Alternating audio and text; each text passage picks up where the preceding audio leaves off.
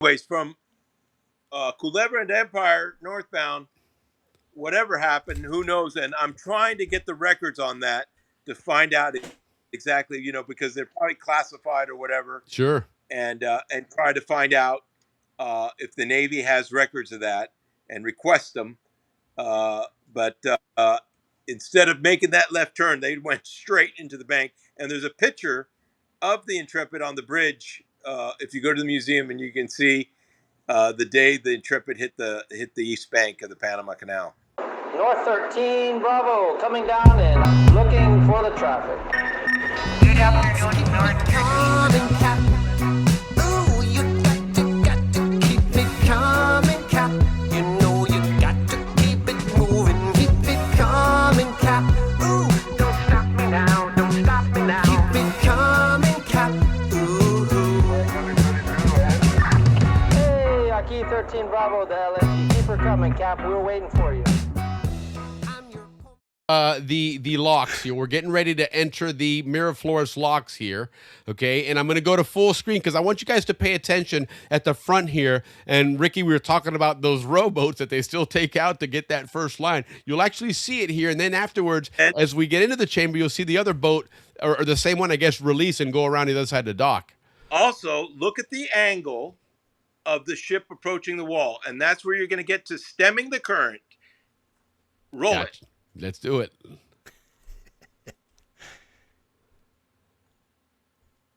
Yeah. And you see he's actually going a little bit to the left. Yeah. Looks like it's pointing to the left. Yeah. Because the currents will push him Now towards look, the wall. watch out to the front of you. You'll barely see it now. You're going to see a little rowboat pop out there in just a moment. Yeah, there he is stemming. Oh, there he is. Wow, Yep. man, what a job.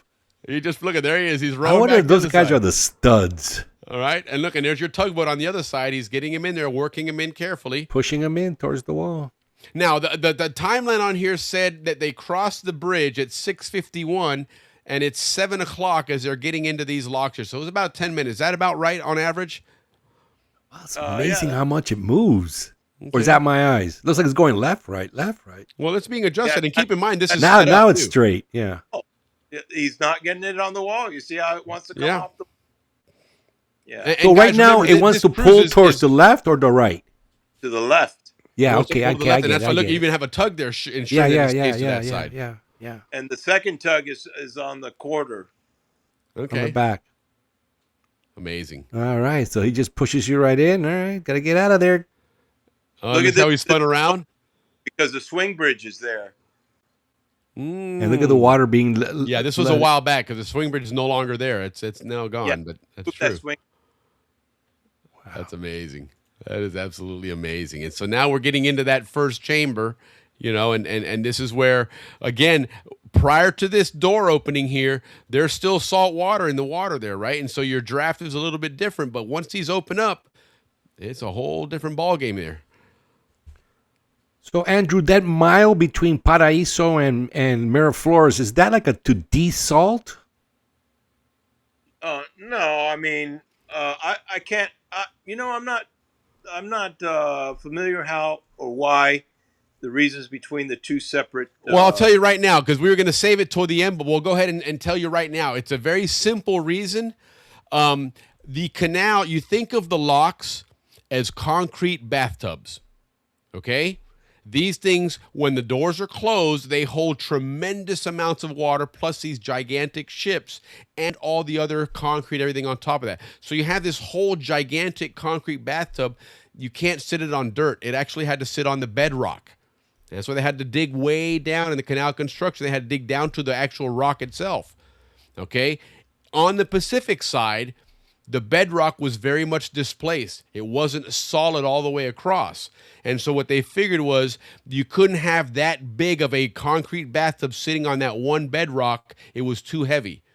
And so therefore they decided to break it up and put two of it on Miraflores and the other one in Pedro Miguel because there's a soft gap in between those two that wouldn't support it all. On Gatун's side, you had a solid bedrock all the way across. It easily supported the entire weight of that concrete bathtub, which is your locks. But my question: Where's that clapping? Yeah, right? how Oculi is all in one shot? You know?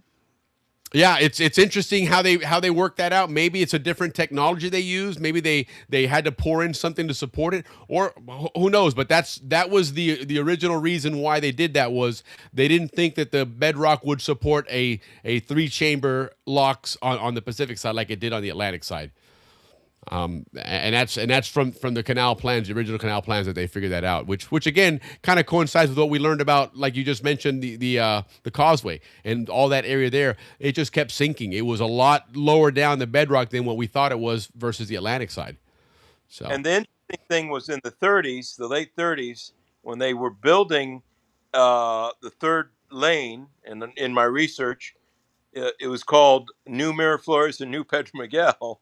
right, Uh, it also, to the west, there were two separate plans for them, and the Borinque Dam or road. There was a road called Borinque. Borinque is an old name that's been around there, but um, Juan Thompson wants to know if I can get a piece of the old swing bridge, and that is long gone. So, they um, took that with the other steel for the bridge they were supposed to replace. They probably took that shit and sold it too. That's the way that worked, I'm sure. But okay, so we're in the locks. You're right. We're in Miraflores, and the graphic here now says there's a sequence of departure. And maybe you can kind of explain this and see again if this is something that's still in practice. A lot of this stuff, guys, remember, was from way back or earlier processes in the canal that maybe they've changed them. But it says vessels engines engaged to hold the station against the heavy wash. So I guess before those locks doors open, which is going to now create a big current, you I guess rev up the engines. Is that correct? I'm not catching what I'm looking at the graphic here. All right, let's start at number one. Vessel engines engaged to hold station against heavy wash. What does that mean? That's what I'm curious. I guess when you open it up and maybe as a ship goes through it, the props start creating a current that starts circulating around the back of the chamber, because obviously it can't go through the lock gates on the gate behind it, right? Yeah, I'm not. I don't understand what that says. Locomotives detach steel cables. As they're Uh, leaving the chambers, I guess as they finish clearing the Miraflores locks. yeah, let me tell you about a heavy draft ship in Miraflores Northbound. Um, it is quite a very shallow, number one, and so you pick up speed as you're coming out, and right when you get to the jaws or the entrance, the thing comes to a grinding stop. Uh, and because the clearance, the underkeel clearance, there's nowhere for the water to go. It can't compress, and I'm telling you, you have all the locomotives towing, and you have the engine just about on full ahead, just to get over that one sill. That sill Wow. just compressed. So the dynamics, and that brings us back to the original design of the locks was at 37, 38 feet. 37 feet. 37 feet all day long, in and out, up and down. There is no issues 99% of the time. Once you get below to 38, 39 feet of draft, forget about it. You know, uh, you have uh, the rotational effect of the propeller. So Right. you got to keep the quarter off from touching the walls. You got to keep those locomotives um, uh, towing, Tension. and it is a drag literally to get the ship through at 39 feet. It's slow and cumbersome. So now There's no you mentioned that they come to that halt almost at the end there. So in essence, is it because on the end of that it's almost like a ramp effect where all the water suddenly starts to come to a smaller shallow. area? Yeah. Shallow. It's built up. There could be silt. There could be all kinds of situations. The Miraflores Lake is controlled, and they keep it about 55 feet, 54. Okay. Uh, Press it up with more water if it's a heavy draft ship. Well, that makes sense. That lake, you can always control the depth of it regardless of the weather because that one's controlled by what you're dumping from the Pedro Miguel locks. Correct, correct. So this part here, as he starts coming out, is always a choke point, literally, for the ship. You may be cruising along. Hey, I'm going great Right. knots, and all of a sudden, it's like just hitting a brick wall. Wow. Whoa. Now, do you feel that? Like, is there like a shuddering or vibrating as the water starts rushing more and No, you more? just feel like like you're just um, It's not moving. hit a wall, and so you start That's great. putting power on, Right. and there's different techniques. So this is where take a look here, right about there is where you start slowing down. This guy's got Okay. a light draft. I can tell you, he's filled with windmills. Yeah. You Right. know, they Right. don't have any kind of draft on that. Sure. Sure. They're And keep in carrying. mind that this video it's 40 minutes, and a typical transit takes 8 to 10 hours. So you're moving a lot faster than you normally are anyway. So, you Yeah, know, but this kind of vessel literally the cargo is air. You know, windmills. You know, that doesn't right. weigh. It takes up a lot of space, but not Sure. Sure. volume. So on So this graphic here, it talks about again that geographic anomaly, which it's uniquely fractured that area, the bedrock, and so that's why they didn't think they were going to be able to support it. It would eventually sink. Completely unrelated, but one of those big airports that they built, I think it's either in Hong Kong or in Japan. One of them that they built Japan. out on the water, it's sinking now. Yeah, You know, Japan. and so that is a real thing, right? And it's a similar situation here. It was that entire lock system, that chamber is massive. There's a lot of weight there, and you're pumping a bunch of water in there. And on top of that, you have some gigantic ships in there. So all of that weight is sitting on that bedrock, and that's why in this case they said, hey, we can't. We're gonna have to build it and split it into two different pieces here. So again, just a quick graphic here of the depth and the sea level and what you're doing. It's obviously much more compressed, but you really are climbing, like Ricky said, an 8-story plus building is the height difference from the sea level to the lake there, and that's a well, lot of yeah, in essence, yes and no. Um, and I was just thinking about this, in my research because back in the day, original construction plus 40 was the top, was the bottom of the canal. So you add 40 feet of water, that's where you get that number 85, and okay. actually the bottom of the ship doesn't go up 85 feet. No, correct. Yeah, But the top does. So in other words, the surface where you're at, if you're on a ship and you're 10 feet above the water line, you're going to go up, and you're still going up 85 feet, though, correct? right. Okay, But right not the on. bottom of the ship. The Not bottom the is bottom. still Yes, 40 correct. feet below. Yeah. Uh, we got Juan Thompson asking what safety clearances for Centenario Bridge and the bridge in Cologne. There isn't because those are, like I said, over 75 meters. Ah, So so there's plenty nothing of, that high that goes through there anyway. yeah. Interesting. No, no ships Perfect. have 75 meters air draft. Right. Well, and it's perfect timing to talk about that because there it is. The Centenario Bridge is approaching there, which means that we're in the Culebra Cut, right? And this is that Right. Gaylord Cut. This is Right a where the very ship, treacherous area. right where the ship is at, right there, was a scene of a lot of action. If you can pause it there for a Yep, second, it is. it was a scene of lots of discussion, design, and I'm trying to figure out why that area north of Paraiso was so popular for 3 bridge designs and a tunnel. That's right, 3 bridge designs and a tunnel in that area. First of all, the 57 and a half uh, trestle, because as we all know, the Panama Railroad ran on the west coast, on the Right. west bank. Uh, it came down the west side and crossed the canal construction at 57 and a half.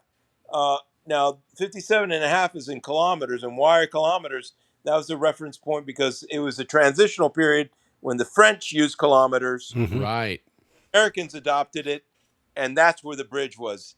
It was actually 57 and 3/4, but 57 and a half was easier to say, I think. And that was the name of the trestle, 57 and a half. And Interesting. zero being at the north end. And so there in 1909, the great architectural division of the ICC had an articulating bridge, a swing bridge, a floating bridge, and a tunnel for the train, all in those areas. 1,900-foot tunnel, and they were all there. Eventually, the design that won was a swing bridge, and that was implemented at Miraflores.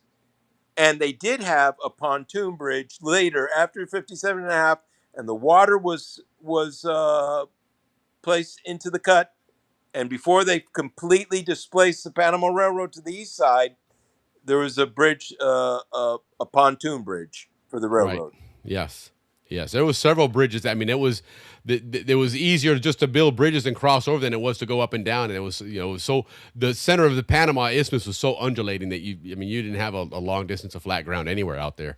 It's pretty incredible. But so now we get into the Culebra Cut here, as we can see on the ship here, and a couple of things that are interesting because now you get into an area that is very narrow. It's an area that is arguably treacherous. There's a constant current there, and as we've learned, as you start getting bottlenecks, it increases the speed of the water and different things there. So on this graphic here, Andrew, there's a couple of things here, and again, let's see if they're still current the way things work there. But they talk about the master again is the person in charge of the ship all the time, whereas you guys are the pilot in charge of it in the canal. But in the cut, are they supposed to be on the bridge with you guys, the captain, I guess? Right. The only for the cut, the things that I like to say is, as we're coming out of Pedro Miguel Captain, we're going to make fast a tug, and again, this is referring to supers, ships with restricted visibility, certain anomalies with the ship. Then they might add extra resources. But in general, let's talk about a ship 90 feet and above. You get a cut tug on the stern, uh, two people on the bow for emergency because two is better than one, Of course. and need to let go that anchor. Uh, and they had um, uh, speed restrictions, meeting restrictions, daylight restrictions. There's Right. all kinds of restrictions depending on the ship. LNG ships get two tugs the whole way, so that's mandatory tug assistant. Uh, And real quick, let's just a moment for clarification here, because you've used this term a couple of times now. Make fast. Okay, what does that actually mean in terms of a ship pilot? Oh no, to tie. I'm sorry. Make fast. Put your lines up, tie up to the ship. So we have quite a fleet of tugs, over 70 boats, and they range from 40 to 60 tons of bollard pull is how much power the ship can pull, Right. and different propulsions. I mean, a whole candy store of Sure. propulsion, different types from So when you tell the captain make fast, what are you saying to him with that term? That means take the tug's line and attach it to the ship, which Wow. would be fit. So And make fast isn't a speed reference; it's more fasten or tie yeah, up. exactly. Okay, Yeah. cool, interesting. Because to me, it was a make fast, like hurry up. Well, no, it has nothing to do with speed. It's make fast. It's fasten to whatever resource you're going to. And the skipper on the bridge, and a lot of times, hey, they're like, "Yeah, I'm gonna go down for breakfast." Yeah, don't worry, go down for breakfast. Right. Uh, two people on the bow for sure. The tug is tied up on the stern, two Sure. lines, bridle.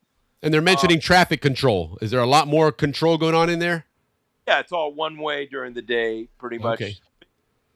All one way, daylight, clear cut. You can't meet anybody. And so there's different designations for that. What was the other thing I was going to tell you about? Um, Are um, there various different currents in different sections of the cut, or is it all kind of similar? turn is in the cut is what we get into some hydrodynamics. You want it close to the side. There's vertical walls on the side. And what that creates is an interaction between the ship's hull, the bottom, and the side of the cut, where you have some different hydrodynamics, which basically is bow cushion and stern suction. All right, as the ship gets close to the side, and you're forcing water between a smaller gap and a bigger gap. So if you get way over, you can experience some steering difficulties for sure. Okay, Get interesting. over, start hugging the bank. That's why the ideal thing is to stay in the middle and because you will encounter the stern suction, and if you're running on full and you have nothing, no emergency power in your back pocket there, and you get stern suction, the ship takes a shear, and that's what happened to the Ever Given or whatever. Yeah. You know, running fast, he got too close to one side, and you could put all the rudder you want and all the power would not break that shear. That ship's going to the right. Sheer basically is like it's sliding in essence. Yeah, that's the Well, one that's the reason why they hit the Gamble Bridge. no, they lost steering on that one. I Right. responded to that one. I remember you were port captain on that one, weren't you? No, they lost steering. They lost steering. Yeah, but you were port captain for that accident. Right. I ran out there in the company car, Right. uh, On the eating secret road that Ricky likes. Yeah. So now, we're in the cut there. We just pulled out, so I'll back it up a little bit. Gives us time to talk about the Intrepid. Okay, the Intrepid, guys, is an aircraft carrier, and it's now a museum in New York. In fact, one of the Concords is sitting on the deck there as part of the exhibits there. But tell us about the Intrepid. What happened with that ship?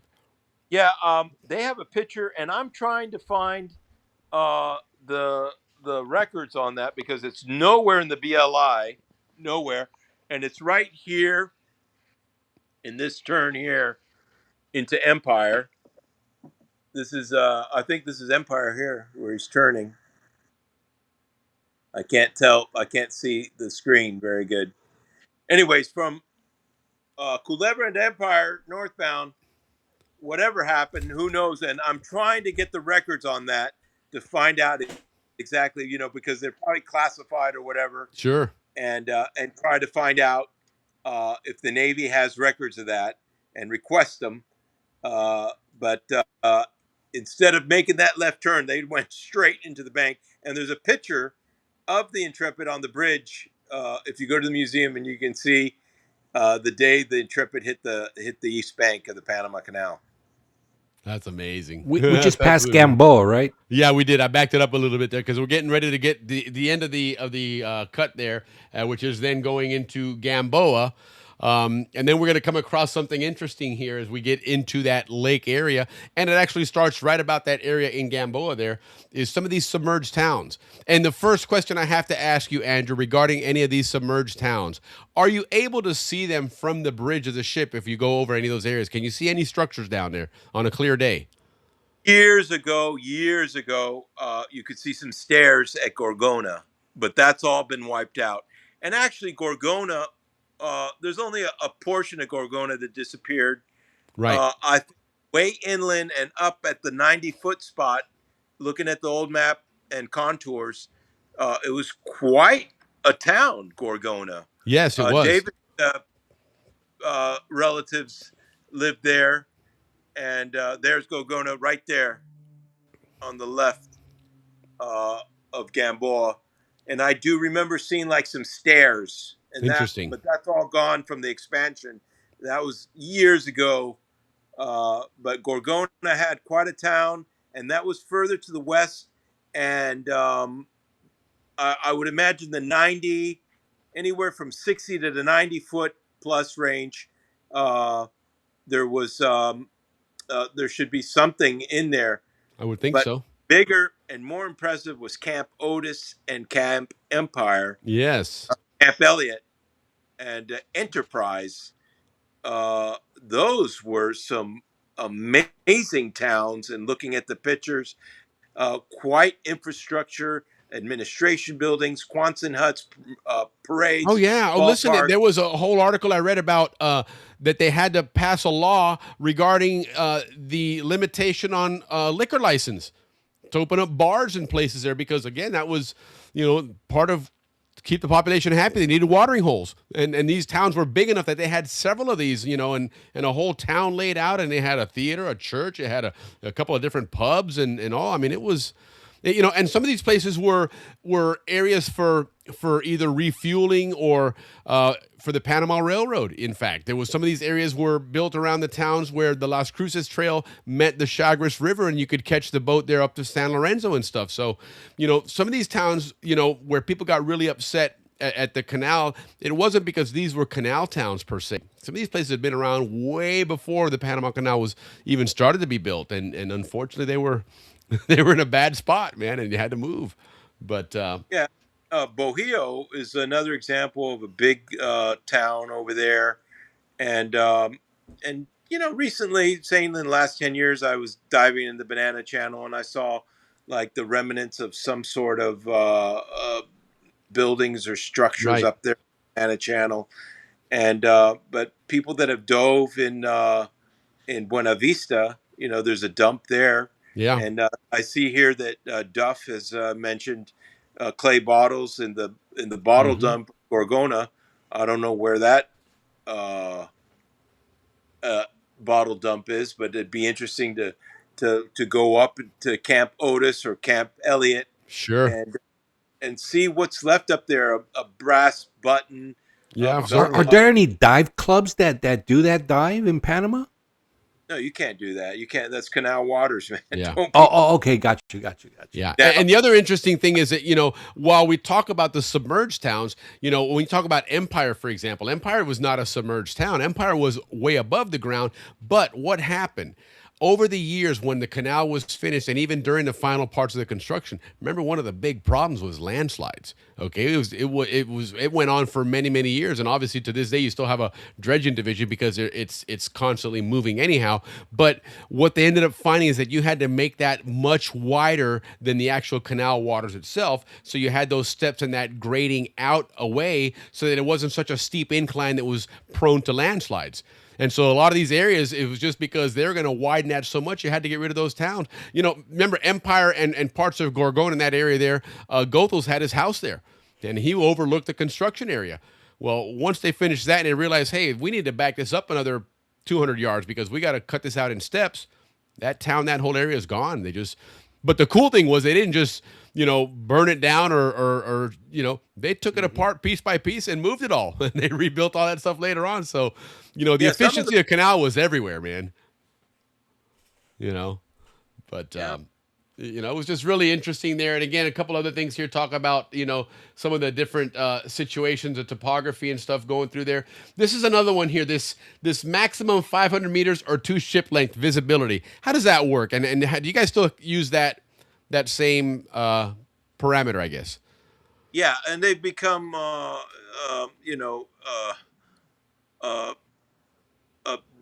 that applies. Like I said, visibility, towability are the two key things in the canal. You got to be able to be towed, and you got to be able to see.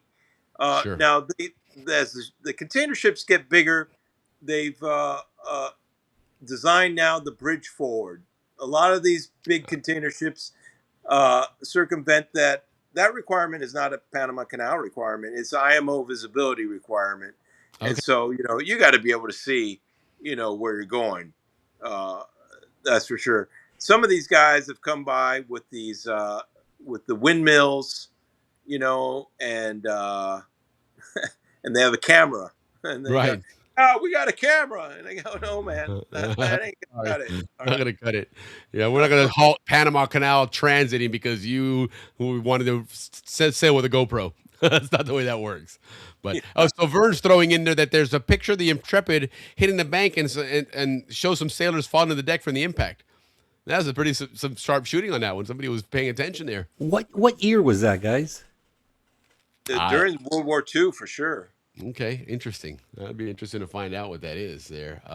And again, talk about the mandates of the bridge, where the master or the commander of the ship, whoever that is, certain times that they must be present on the bridge and whatnot. Some traffic management here, and this kind of really is getting out of the Gaylord cut or the Culebra cut, which was kind of interesting here. And real quick, Vern is chiming in there, 1943. So yeah, you were right. Right in the middle of World War II was when that happened. So they were hurrying up and getting that ship from one theater to the other, which is really what the Panama Canal was originally built for Was by the designed for, Americans, yeah. was to get their Navy ships from one side to the other quickly. And in this case, they were going a little too fast, and they ended up getting a little fender bender there. But Well, exciting coming up in the next few years if they go through with some. We need some new Navy ships for sure. and I understand the Trump class is going to be about 850 feet long and between 105 and 120 feet wide. So that's going Wow. to be interesting. Wow, that'll be interesting. Well, we definitely be looking forward to you piloting one of those when it comes out I'd there. love to get that for sure. So one other piece involving with these submerged towns and again the ones up on Empire and whatnot was that in 1912 there was a depopulation order by President Taft. Now Roosevelt was no longer president. We're getting towards the end of the project now. We've started to fill up the Gatun Lake at this point. Remember, it's going to take a long time. It's not something that happens overnight. And part of it was to start getting rid of people. The construction is starting to wind down. You're starting to see the light at the end of the tunnel. You realize you don't need as many people anymore, for one thing, right? And I'm assuming that they probably had some talks with Panama, and Panama's probably saying, hey, we don't want all these people here that built the canal. And the canals are like, Yeah, well, we don't want them either. At one time, there was more laborers than there were Yes. population. And you think about that, what that would do to, if you suddenly say, hey, you're out of a job, now you go live in Panama City, and now you don't have a job, you don't have any food, and you're talking thousands of people. To a country of the size of Panama at that time was probably not going to work. So bottom line is that there was a lot of an exodus of the zone and of Panama around 1912, and part of that was us getting ready to now assume day-to-day operation of a canal and have a canal zone here, and we didn't need a whole bunch of laborers. Now thanks but no thanks, the project's done, you got paid, it's time to move on, and so it'd be interesting to find out from Panama standpoint what happened and what Panama did to maybe avoid having to absorb all of these laborers as well. But we were talking earlier, and I'm going to kind of move kind of quickly through this real quick, because here's a couple of these other towns that we mentioned there. Old Gatun, of course, the original. Gatun's one has moved a couple of times, right? We've seen it recently with the new locks having to be displaced again, and in this case, it kind of just disappeared. But originally, Gatun was a town that was right at the base of where the Gatun Dam is right now. And so that was one of the first places to be relocated because, prior to that concrete part, which is what you see at the top there out of the water, below that is a massive 1/2 mile thick and 1 mile wide or 1 mile long earthen dam. And then they built the concrete piece at the very top of it. But they got rid of that area there, Old Gatun, area called Ahorca Lagarto. Hang the Lizard, they called it there. Lion and Tiger Hill was an area that they had there that got displaced. We talk about the Gorgona area, El Viejo Gorgona, right? We all grew up with the Gorgona out in the beaches, but not the original one. Matachin was a big area that the French used a lot. Remember, we found a big, gigantic warehouse there with a bunch of French equipment when we took over that was in really good shape. And then San Pablo. It's interesting thing about San Pablo. Remember our friend Akira that chimes in from Japan. He was initially doing research on that initial party that was going to Washington, the first diplomatic mission to Washington from Japan. And they stopped in San Pablo. That was a place they spent several days as they're doing their crossing, through the zone then, because there was no canal then. It was in the 1800s. But that was one of those towns, San Pablo, that's, just north of Gamboa, I think, that disappeared at this time. And then, of course, Empire and Baso Bispo, those disappeared simply because you had to widen that whole area in order to avoid all the landslides and stuff. So, we were mentioning earlier, Andrew, you talked about the importance of using that anchor on occasion to slow your ship down, stop it, or help and avoid the drift. But one of the things that we also have learned, and again, correct me if this is not the case, but is it true then that in the lake, because Gatun Lake is basically a bunch of old trees, right? It's not like they cut everything down and then filled it up. They just basically block the river and let it over time start filling up, and so you had a bunch of dead trees and brush down there. So can you not drop anchors in the Gatun Lake? Is that correct on the big ships? Oh no, they do. You got to drop the anchor because it spend the night or the day. Well, what they say here and what they talked about was in some areas of the Gatun Lake is they have these buoys, these anchoring buoys, I guess, and they say they tie up to those, or maybe that's changed. Maybe in the dredging channel or some areas they have. But one of the things they said in a lot of places that you don't want to drop an anchor because you'll lose it in all the trees and debris in there. That they What I think you were reading about is the hand lines. The hand lines they tie up to the buoy. It might be too deep for the hand lines to drop Maybe. anchor. That Yeah, was it one of the might things be that. like sailboats and pleasure craft. But Okay. they expanded the anchorage in Gatun. They have um, cleared out the trees, and there's Ah, so company. that's what it probably is then, that they've, with dredging, they've cleared an area there where you can drop anchor, but initially it probably was so full of trees all around there that you probably, I'll bet you could probably find some anchors from back in the day in that area that somebody dropped it in. Yeah, there's chain, there's wire. They pick up once in a while. I was on the Celebrity cruise ship, and we got something stuck in the anchor, Wow. pulling a couple years ago. I don't remember what it was that was in the anchor, but we have a procedure with that. I call up the tug, lower the anchor, and the tug works. I think it was a cable, probably a cable. So there's always a cable they pull up, uh, and if I unless I'm dreaming it, I think a jungle cat came up the anchor chain Oh no. one day out at the lake. I don't know if I'm dreaming that or What, it I was probably saw out there Well, swimming would like, that well, be like jaguars will swim a lot. jaguar? I was going to say a Yeah. jaguar swims. Yeah, certainly does. that. If I'm not, that happened. Of course, they get killer bees out there on the anchor windlass. Sure. But lately, you'll pull up a cable, and the rule is if you don't see the end of the cable, you can't proceed. If you can see both ends of the cable, then you can continue. So Okay. That's yeah, funny. 'cause you don't want that cable dragging across the floor. No, certainly So not. cables, and there was a company out there farming those. All the If you think about it, any tree that you see now is a hardwood because all the soft limbs are gone. Yeah, So certainly. out there, it could be purple heart, cocobolo, Mm-hmm. guaiacan. Yeah, Uh, no kidding. you see in the lake today is a hardwood. Wow, that's And guaranteed profit. what's that? So that's a guaranteed profit if you can pull all that stuff up. You're going to sell that Yes, for sure. session from that, but then they stopped it, and they were Yeah. making hardwood floors, and that was all going straight to Asia. Wow. So I, Japan actually bought all that. I remember that maybe a decade ago or so. Interesting. Interesting. but now with the new lake that they're going to build with Rio Indio, I asked, "What are you going to do with all the trees?" They said, "We have to clear them out." It's not like Gatun Lake because they don't want anything.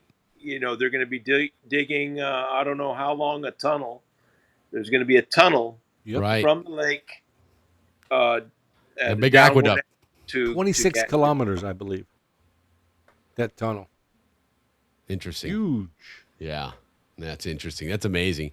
All right. So now we've gotten through the lake now, and we're getting ready to complete our transit. So as you see on the screen there, we're looking at the Gatun Locks and the Atlantic descent. Okay. Remember, guys, we're up at the top now on the Gatun Lake, and now we're going to And start on the left descending is back into sea Navy level. Island. That's an interesting landmark there, Navy Island. Yeah. Tell us about Navy Island, because that was mentioned in this research article that I pulled up. Yeah, couple things with Navy Island. That's not the original name, and I forgot the name of it. But Navy Island was gonna has I have the design. They were thinking about a sea seaplane base, Okay. and this I think they started construction on some piers, and there might be some floating docks over there that were part of that. It's all washed ashore. So that was where it got Navy Island for. They never went through with the designs, if I'm not mistaken. But that was what they were planning on doing it, making it a Okay. seaplane base. During some recent um, bottom mapping Yeah. on the north end of that island, they found that Spanish fort that you were talking about. A part of the fort, there's a moat that was around that fort, and that is visible in the contour mapping. So that was Interesting. pretty interesting. Now, a That couple of was weeks great. ago, we had Paul Shamella join us he was a Navy SEAL, and he was in charge of Naval Special Warfare in Panama right after Just Cause. And one of the things he mentioned was that they built a new live fire area off of Empire and around the lake area, or an Empire area there. And it was a live fire area, and it was one of the only places where they could actually take their boats, those Navy SEAL boats that they have, and actually shoot their 50 calibers, towards the shore to practice, extraction or whatever the case is. Do you ever see any of that kind of stuff going on out there nowadays, or have you seen any remnants of that stuff? Well, I'm trying to first of all figure out where it's got to be on the west side of Yes.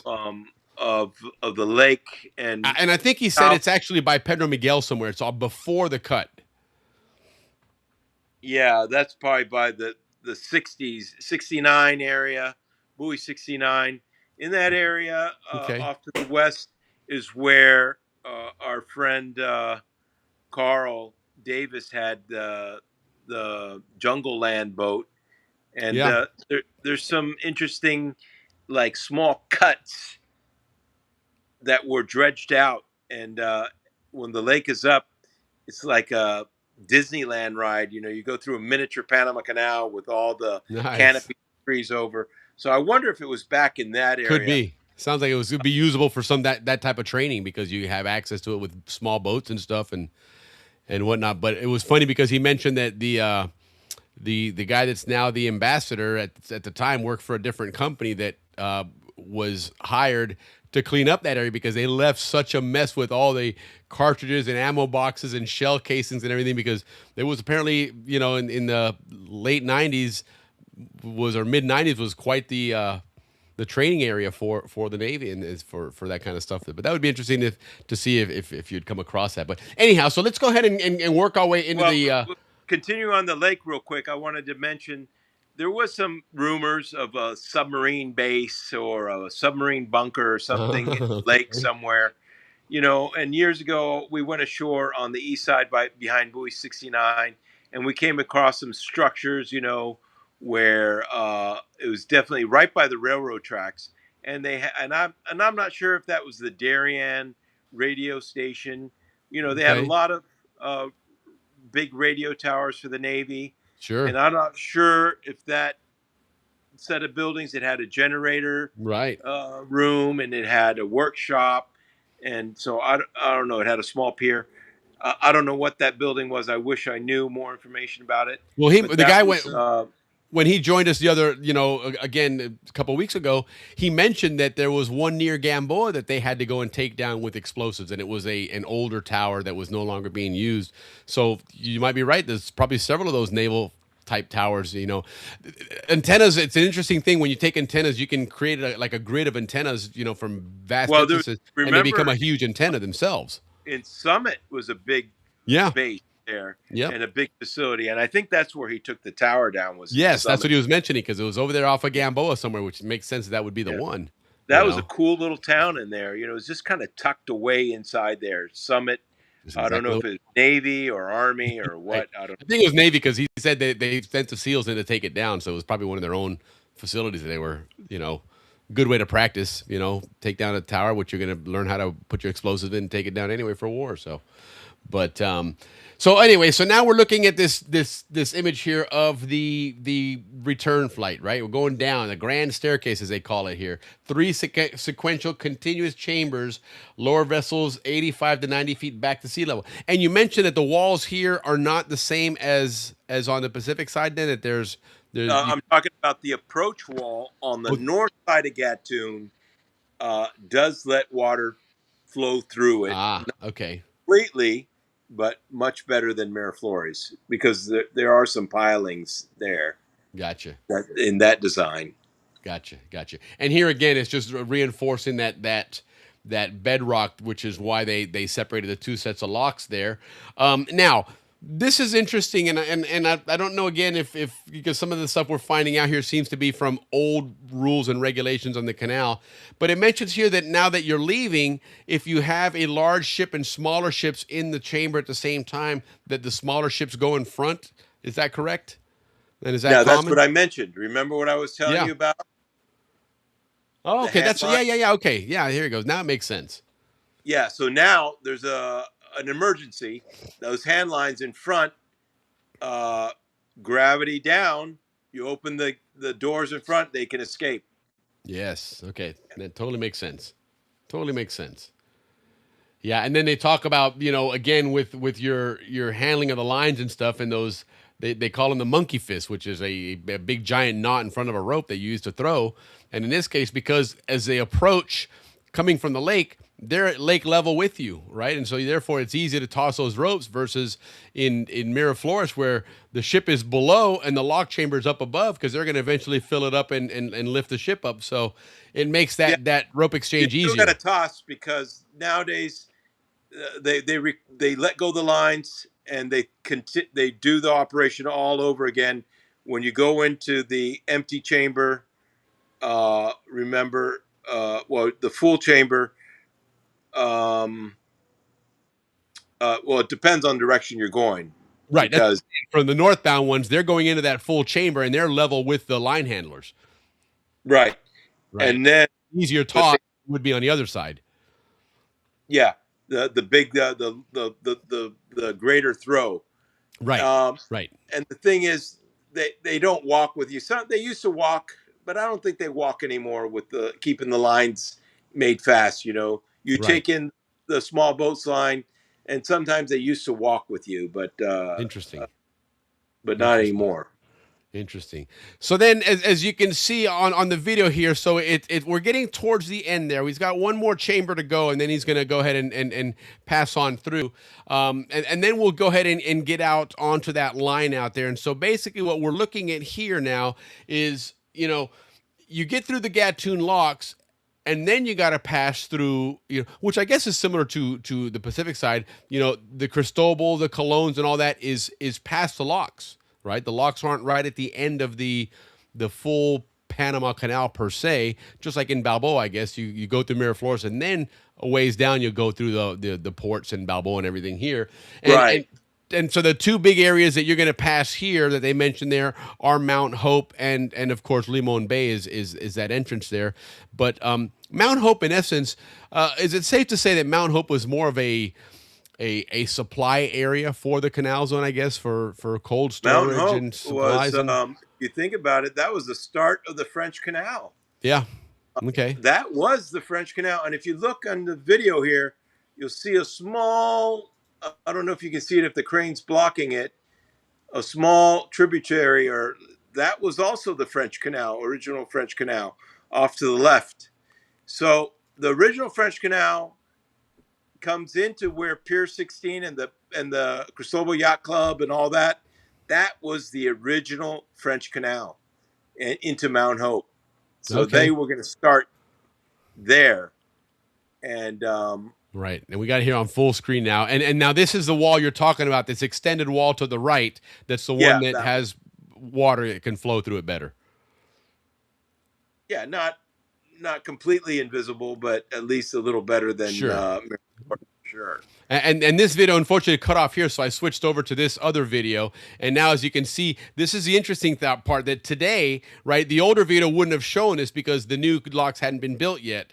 But this is where they merge. On coming in northbound on the Pacific side, the new locks are on your left, and when you exit on the Atlantic side, the new locks are on your right. So there's kind of that crossover at some point in the lake there. But this is where you're mentioning that is that where you're seeing it on the left there, that little bit of opening, is that where you're thinking that French Canal is? No, it's further south. Oh, Yeah, further south, a little bit further back then, yeah. and which is kind of hard to see on here, but you can kind of pick up where there's a bit of an opening over there on the left. See it there. Yeah, and this is where it switches over to the other ship. Yeah, the But cranes are in the way. yeah. Yeah. Yeah. Now, here's what's interesting, and the reason why I also wanted this part here on full view. So now we've cleared the locks. Okay. We are not out of the Panama Canal yet, but the line handlers, all those people, they have nothing left to do. And so look, if you see on the right-hand side there, you got a bunch of people assembling there. They're waiting for the boat to come and pick them up. And then, of course, at the end there, the pilots, yourself, and these guys are going to get off as you approach the breakwater. But this is kind of Exactly. interesting that these guys are getting off because there's no work for them on this ship anymore, but they got to get back over to pick up another ship that's getting ready to come out of the lake as well, right? Is that kind of the way they're Right. set up here? Yeah, I think a typical shift they do two, maximum three. Okay. And you can see the boats right next to them. And little by little, they're getting down. They're getting away. And now orange suits are your people that work on the ship, correct?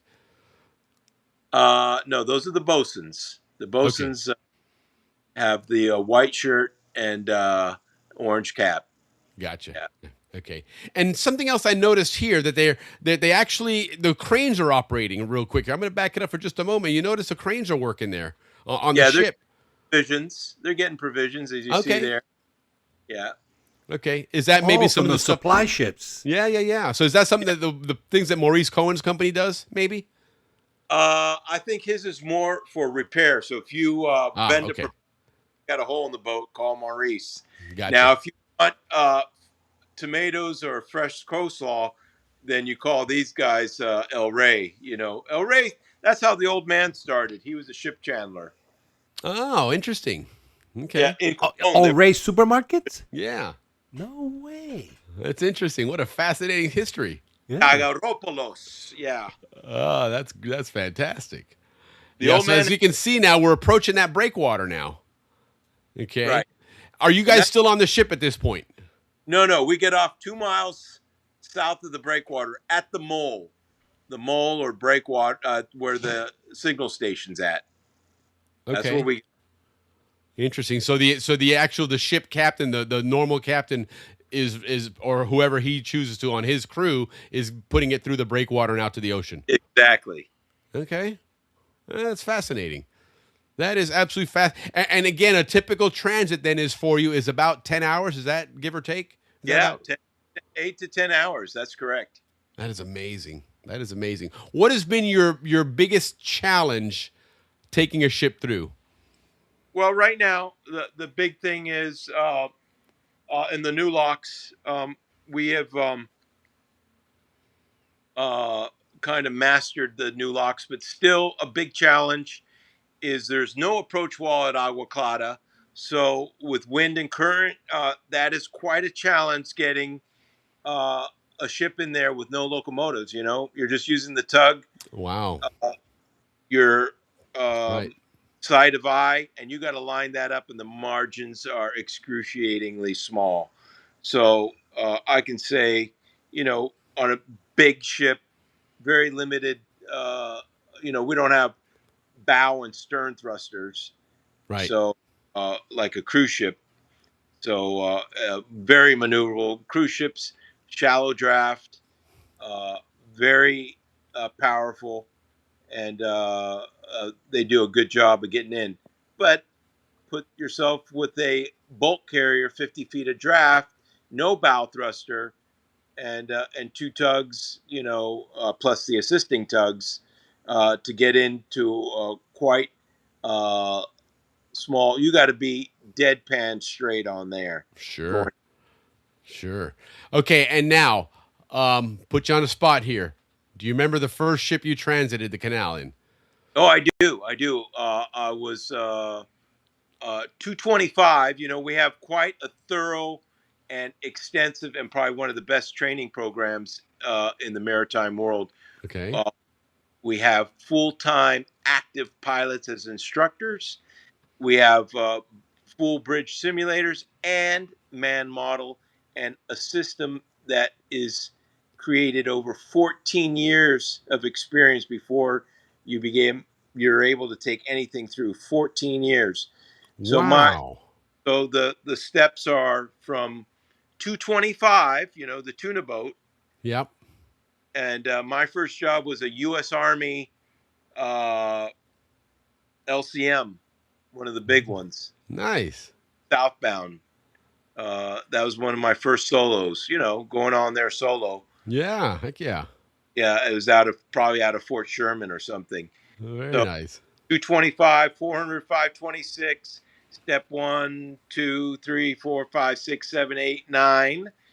9 is up through the old canal, and then 10 and 11 is in the new canal. Okay. And the biggest ship you've taken through, what would you think is?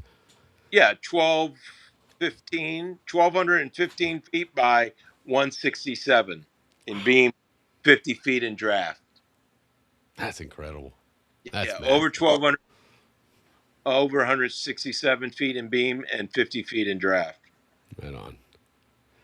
Okay. Well, very good. Ricky, what do you got, man? Ricky's been I'm over a here silent. listening because I'm learning all the time when Andrew comes on. Right? Yeah. No, Andrew, I read on the paper that there was more like an El Nino thing called what do you call that? Wellness or that happened in the Pacific, and they were talking about I think it's the tides that could affect canal One of the things, El Nino has a couple of things. It's rain, it's wind, and that upwelling that you get in the upwelling. That's it. Yes. yeah, that upwelling was skipped a couple years ago, and so I'm not sure of the long term effects. I'm not a marine biologist, but somebody needs to see, you know, um, what the effects were of that, because that constant wind blowing during dry season, it just pushes all that surface water out of the bay, and Sure. that's where the cold water comes surging up to replace it from the Sure. bottom. Well, Mineral rich. You get that red tide. You get all kinds of funky things going on. But what I wanted to tell you was that uh, this the El Nino that took place. I don't know if it was El Nino or whatever it was. The worst drought in in the hit in the fifth. It was the fifth worst drought. Just to be clear, the fifth worst drought in canal history. But it got a lot of flack, a lot of yes. social media this, social media this. Oh, they blew it up, But man. That was the end of the canal and everything. yeah, okay, they reduced the transits. They did reduce the transit, and they said, and they had to cut the draft. The draft was not cut 1 inch on the old canal. Interesting. Okay.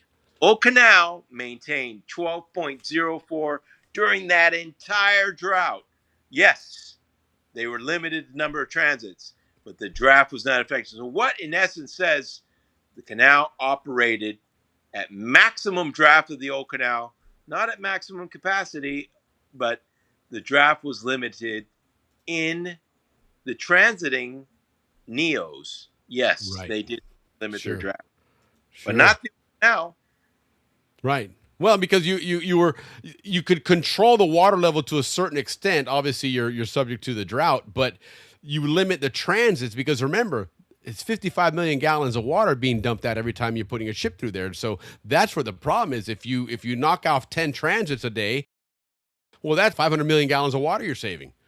And Yeah, so, but that the canal expansion deepened and widened the reaches and the project depth of the channel, and that afforded uh, the old locks to maintain 12.04. And oh, so people, it was business as usual if you got a spot, right. to load your cargo as you please, as you did.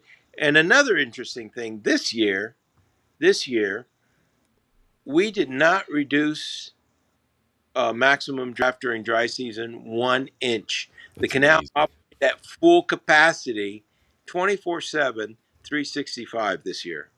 So you should expect a bigger profit at the end of the year because they probably account for a lower amount for dry season, and because that didn't happen, you Yeah, could, I guarantee you they're going to be making gangbusters more cash this year. nice. Uh, it was just a boom. And this is a cycle, 15%. but I think they're doing the right thing on the Rio Indio project, to look ahead. And why not dam up that river? Heck And yeah.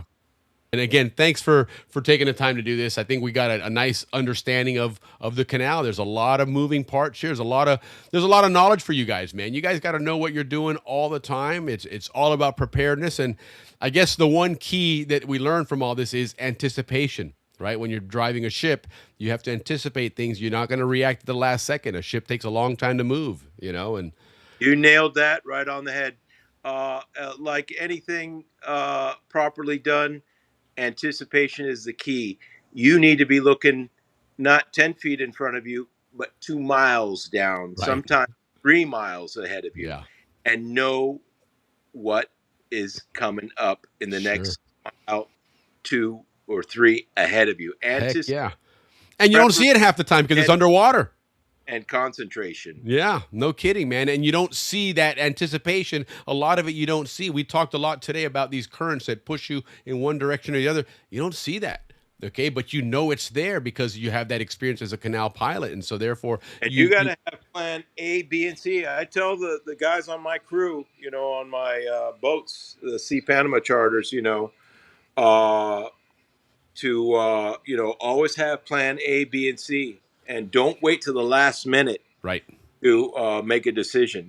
Have those things ahead planned out. Sure. And when you think about it that way, it makes sense what you mentioned about 14 years of experience before you're handling those big ships by yourself, because it takes that long to really recognize what those currents do to a ship of a small size versus big size and time of the year. And again, we learned that, the salt water versus fresh water, what that does and all those things. So, man, it was really cool. I like I said, guys, if you didn't get a chance to see the entire show, go back and watch the replay, because if you can pass the test, you actually become a Panama Canal pilot. You are now eligible to run ships. The 14-year rule is gone now. You just got to watch Happy Hour at the Balboa Yacht Club, and you're eligible to run a ship through. So, but